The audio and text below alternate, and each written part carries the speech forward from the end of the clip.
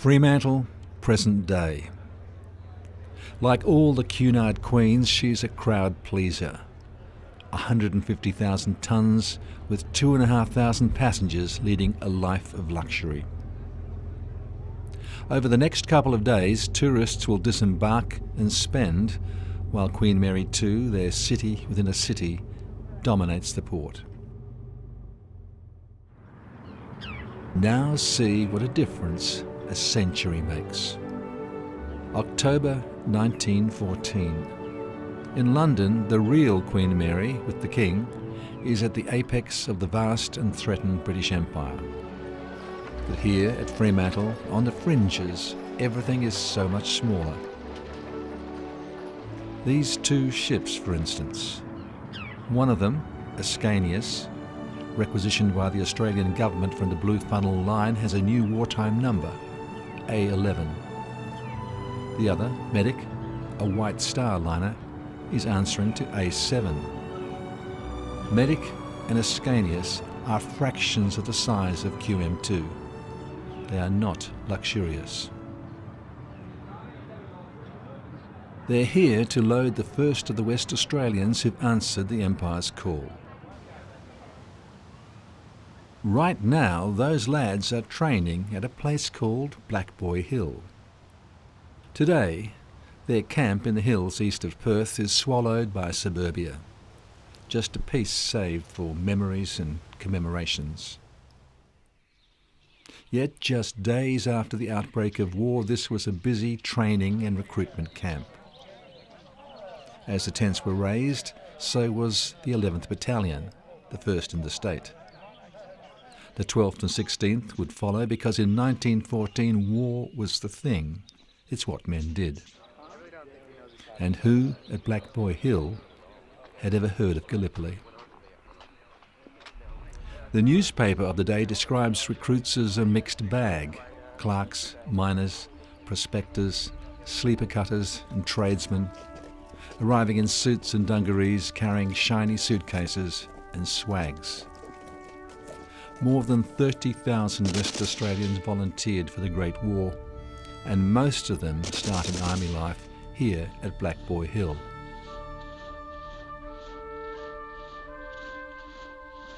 They couldn't know, but some had only months to live. Herbert Finch, bank clerk, Fremantle, WA. Died of wounds, Gallipoli, 28th April 1915, age 30. Beresford Arbuckle, boiler attendant, Leederville, WA. Died of wounds, Gallipoli, 12th June 1915, age 22. Thomas Noakes, prospector, Bardock, WA, killed Gallipoli, 1st August 1915, age 29. Charles Glover, miner, Boulder, WA, killed France, 3rd September 1916. Harry Nagel, business manager, North Perth, WA, killed Belgium, 17th October 1917. There were many, many more, remembered by families and the nation as Anzacs. And then there's Private John Simpson Kirkpatrick. That's him, third from the left, tipping his hat. And here again, more casual in white. Kirkpatrick enlisted in the medical corps as John Simpson. He'd jumped ship once, which might explain the slight camouflage. During Simpson's time at Black Boy Hill, he appears to have acquired a skeleton.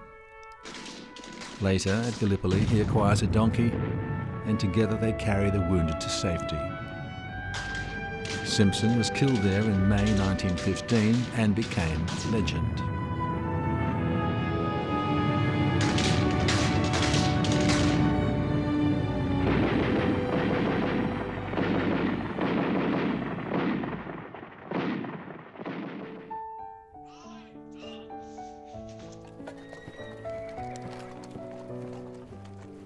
At the end of October, the battalion is ready to move. There's a train journey through Perth to Fremantle, where Ascanius and Medic are waiting. the South Australians are already on board. This being the First World War with different alliances from the Second, a Japanese warship is also in Fremantle. The battlecruiser Ibuki will protect Medic and Ascanius until all three can join the main convoy now steaming north from Albany. Meanwhile, the Kaiser's Emden is loose in the ocean. Off Cocos, although the more powerful Ibuki wants the job, it's HMAS Sydney that breaks away to meet the cruiser and destroy the threat.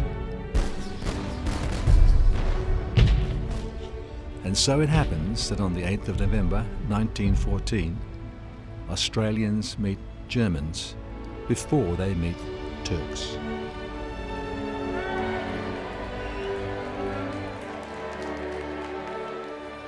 But there's still time to play the tourist. Egypt, the pyramids. The men of the 11th swarm onto Pharaoh's tomb to pose.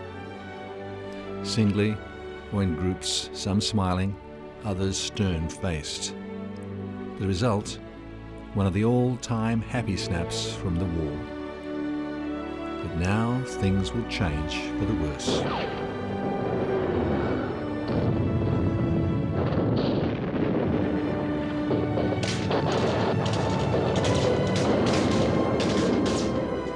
Black Boy Hill, Fremantle, to Egypt. You've got to hope they had some fun along the way, because these clerks and miners and prospectors and tradesmen will be among the first to make that dawn landing on the 25th of April, 1915.